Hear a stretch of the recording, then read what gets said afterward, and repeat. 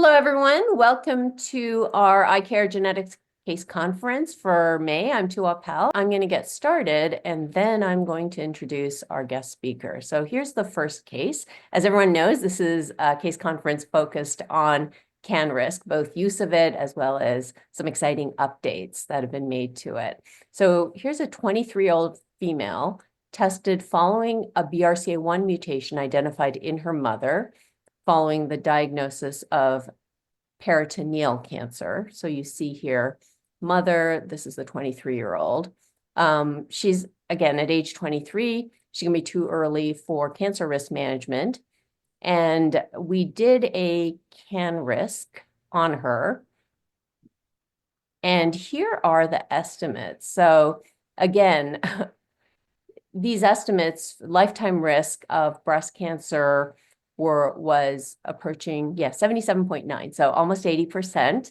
And then estimated ovarian cancer risk was close to 50%, which again, I thought was on the high side. I know it's years that some, like the age at which someone is going forward, that might have raised the risk, but I wanted to run this past our guest expert.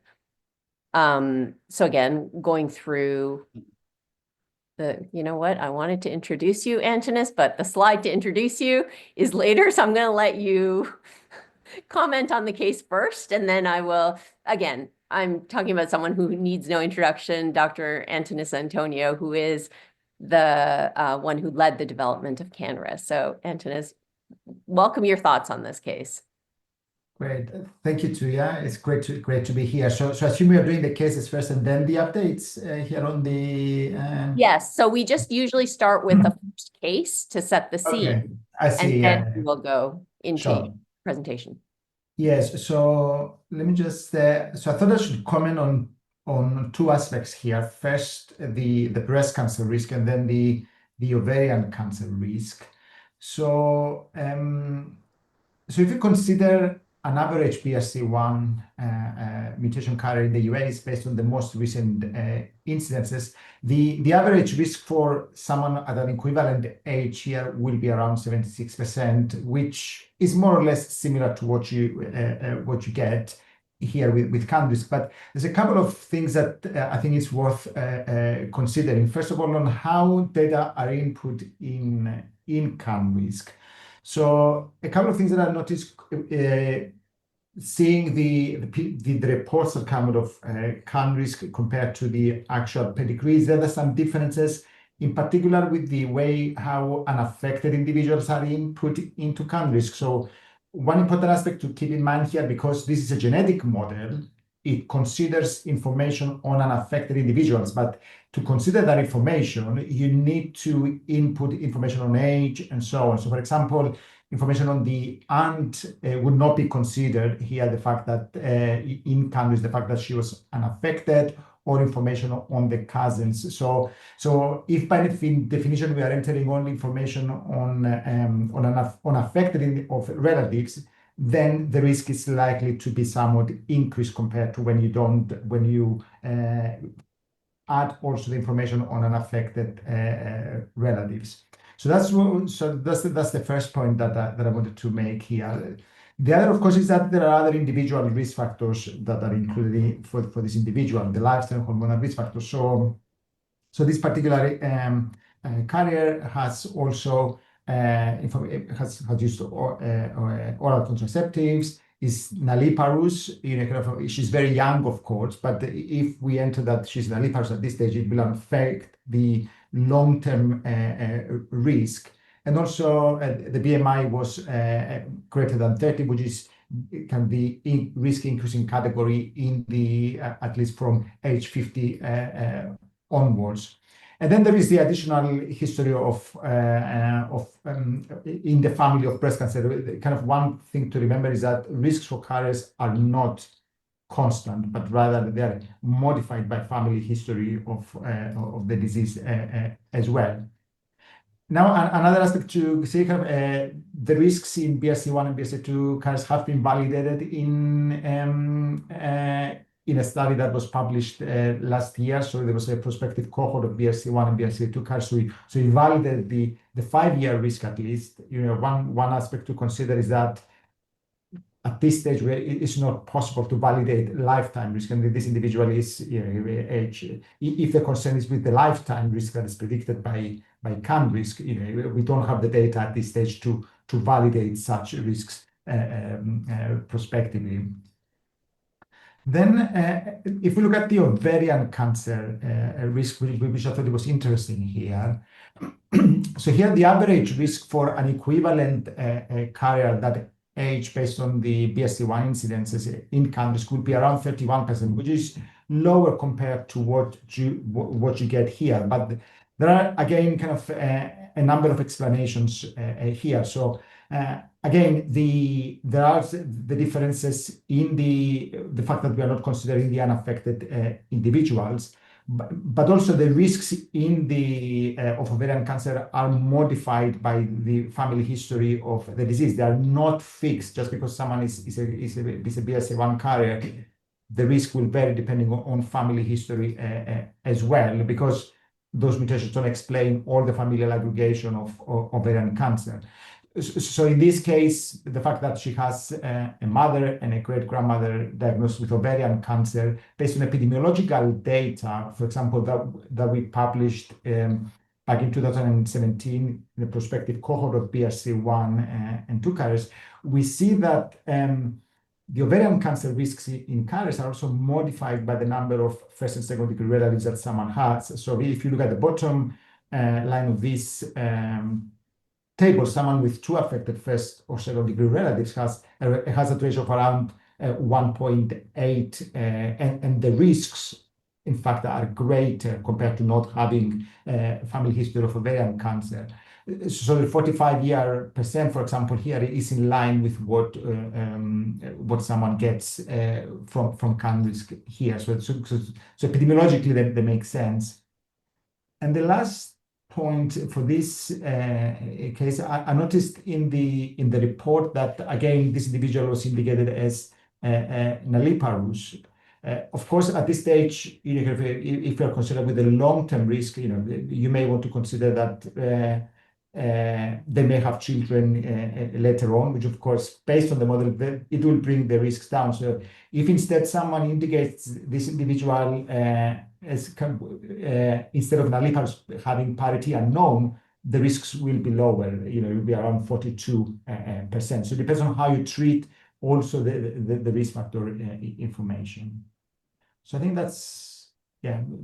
No, that's super helpful. And I'm just going to tell you, so with the pedigree drawing, sometimes I think all of us get, like, we're just trying to put in the information that's easiest that we think are relevant. So I think the point that you bring up, that by being lazy, because I can tell you I inputted this and I just, I figured out which ones I thought were going to be important, but you bring up a really good point. I guess we are going to have to be more comprehensive, which, again, as you know, takes a lot more time in the context of being a patient. But again, figuring that out, because that is going to be important, is what you're telling us in terms of. Yeah, you may want to, if you're inputting only affected individuals, you may consider those as kind of like an upper bound. But can I ask you, if we know it's coming from one side versus the other, what you're telling us is we should still input the side that the mutation is not coming from. Is that?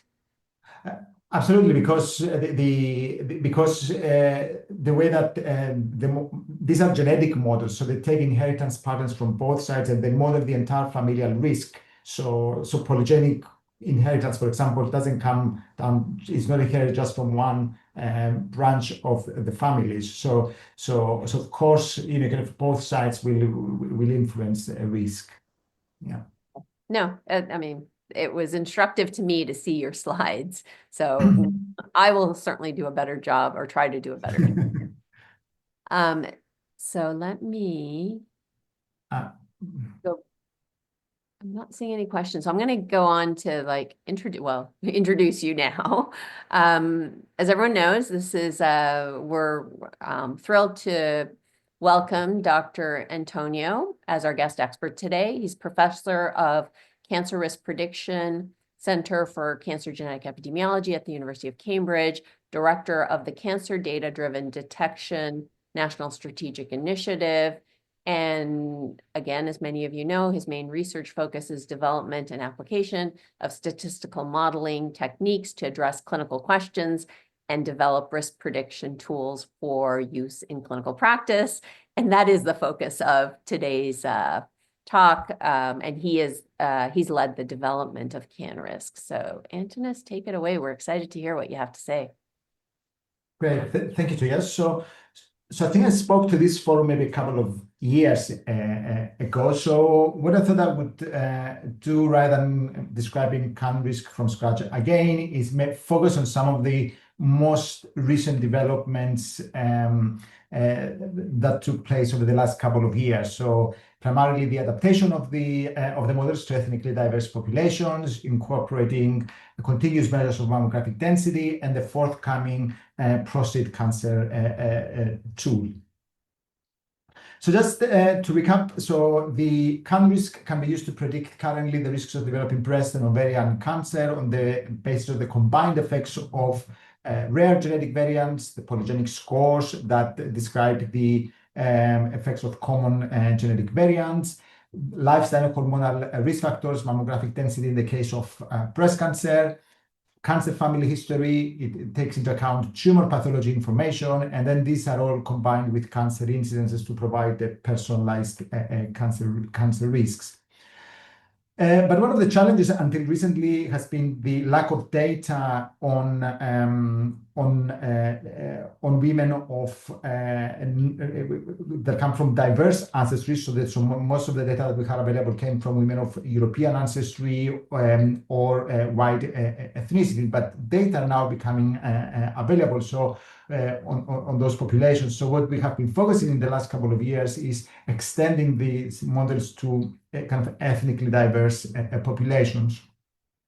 One of the challenges here is that the ethnic makeup, of course, varies across different countries. So it's unique across countries. So which adds complication in extending this across every country. So we have been working on developing the necessary methodology, which will allow us to do that. And we started with UK as an exemplar, but kind of this can be extended to other countries.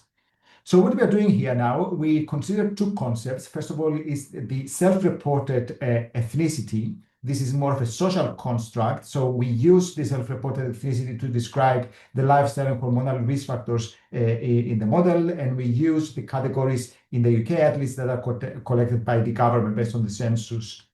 And then we use the genetic ancestry, which is determined using genetic data and is derived statistically to model the genetic components of the model, so the rare genetic variants and the polygenic scores. So just to describe how we customized each of the model components, starting with the cancer incidences, we use data from NHS England. That's kind of the cancer registries here in the UK to derive the cancer incidences for each ethnic group. And this example here shows the breast cancer incidences for the different ethnic groups. So you can see on the top with the khaki green colored line curve that the incidence is highest among white women, but the incidences are lower for Black and Asian women, shown in green and blue here. As I mentioned earlier, the models include also the tumor subtype information, in particular around the ER status, triple negative status. So here we used data again from the National Cancer Registration dataset to estimate those distributions for the different ethnic groups. And these graphs here show, as an example, the distributions of estrogen receptor positive tumors by the age at diagnosis on the x-axis by the different ethnic groups. So what you can see, for example, is that white women tend to develop primarily estrogen receptor positive breast cancers, whereas the likelihood of developing ER negative tumors is greater among Black women. So something that we knew already, but now they're incorporated explicitly into the models.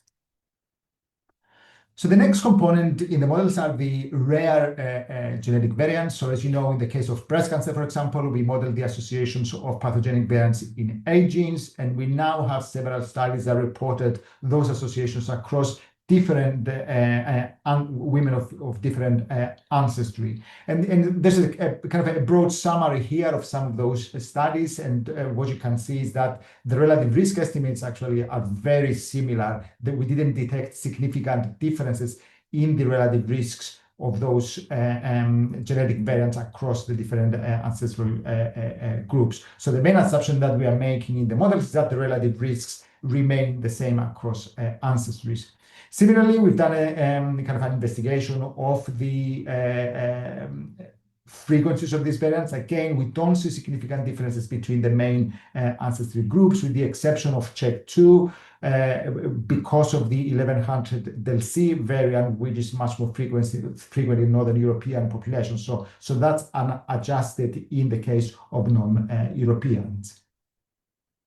But although the relative risks are the same, the absolute risks of developing cancer, though, will differ by ethnicity, because we assume different baseline incidences for each ethnic groups. And I'll demonstrate this with a couple of examples. So here, in the case of a BRCA1 pathogenic variant carrier, as you can see, the risk is around 75%. That's lifetime risk for those of European ancestry, compared to 64% for those who are of Asian ancestry. And similarly, for a CHEK2 pathogenic variant carrier, the risk will be around 24% for those of European ancestry, and for those of CHEK2 carriers with of Asian ancestry, the risk is around 17%. So, for example, in the UK, where the the threshold for defining someone as at moderate risk of developing breast cancer is 17%, an Asian CHEK2 carrier will only just make it. The component where we know that there are clear differences in the in prediction are the polygenic scores, differences by ethnicity. I mean, kind of are the polygenic scores.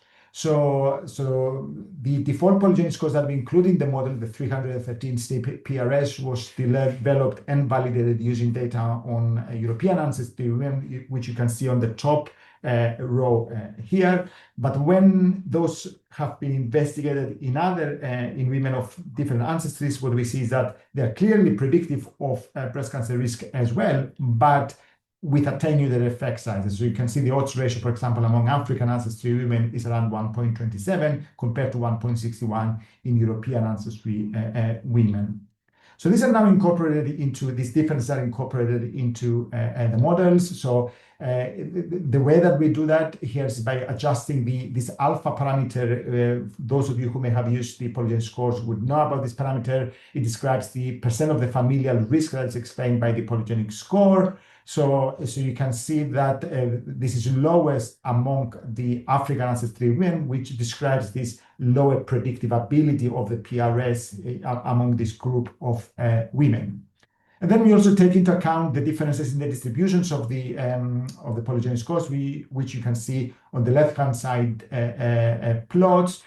So we can see, for example, that the mean PRS is lowest among European ancestry women, but highest among African and East Asian ancestry women. And these differences are important because when we come to input these PRSs in the model, we need to calculate the standardized score, the Z scores, and we need the mean and the standard deviation. So these are used here.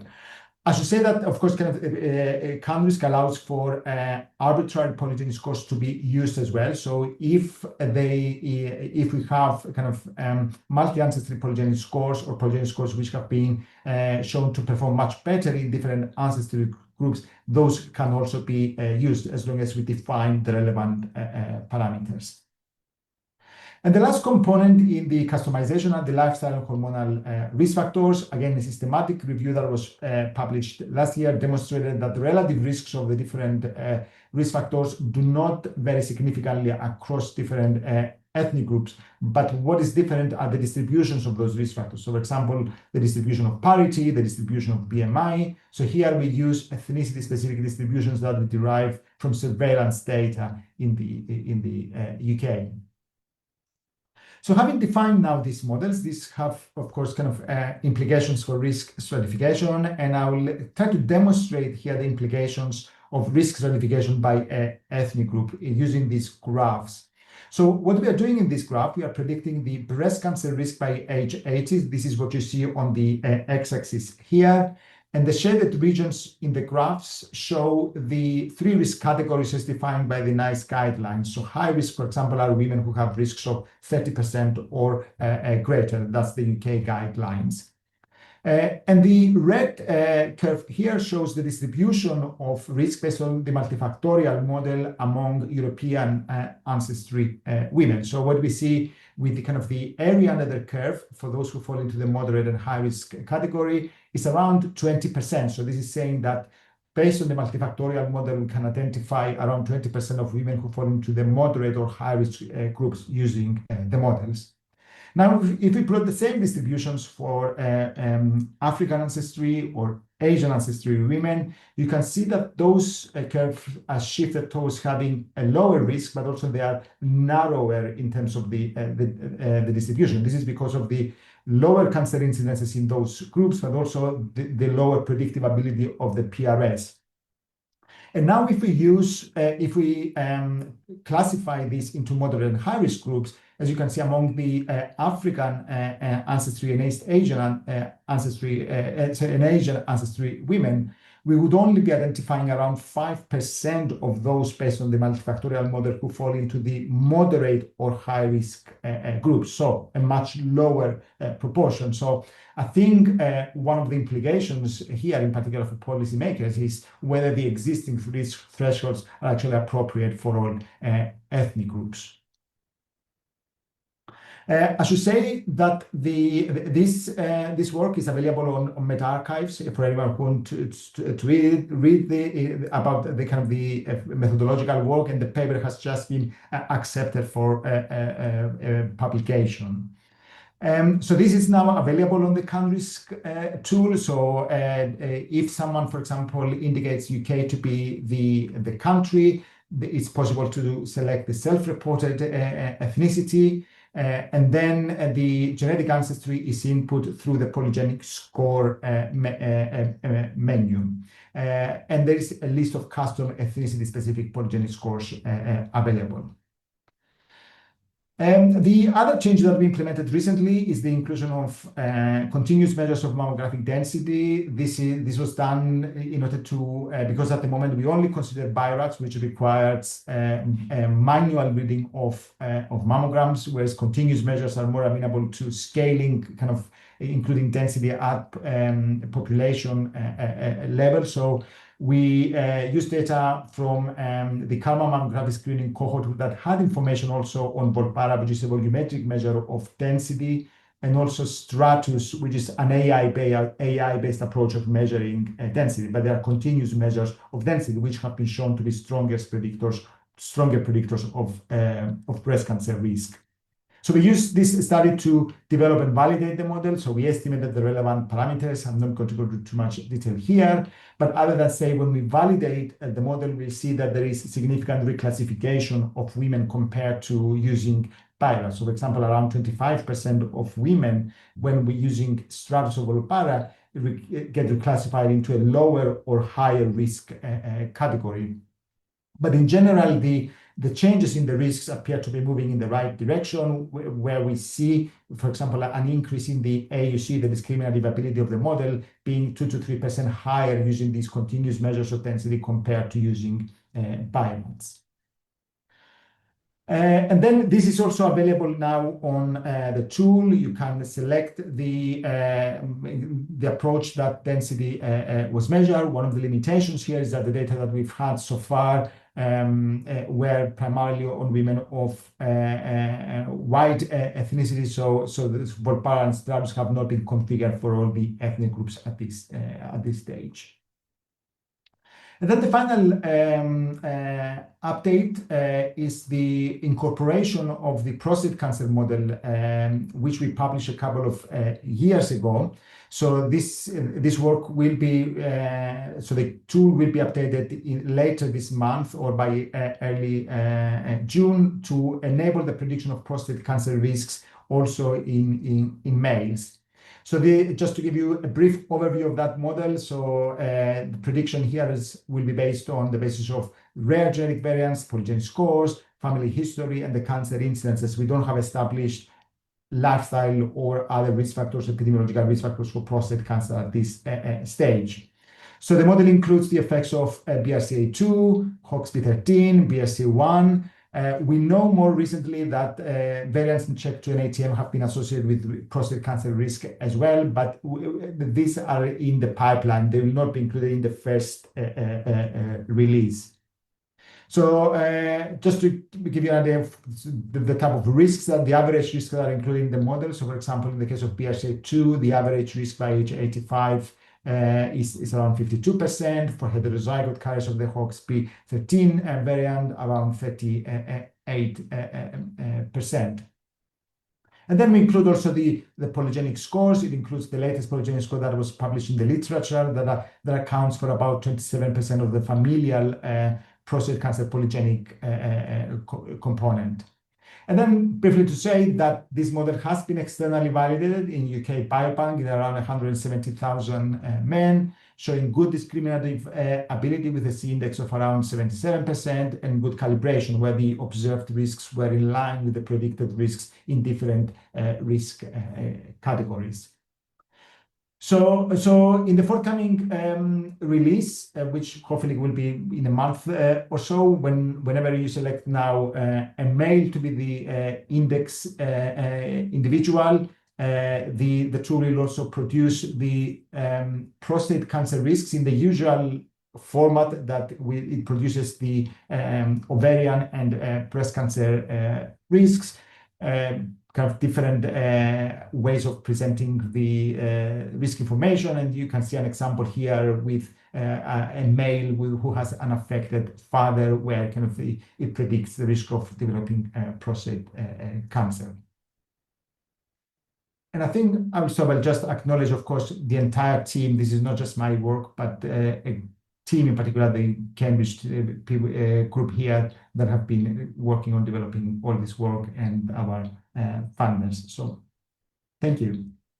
Thank you, everyone, for attending. Special thanks to Dr. Antonis Antoniou. As always, you don't disappoint. So this was a fantastic case conference, and we'll see everyone soon. Thank you. Pleasure.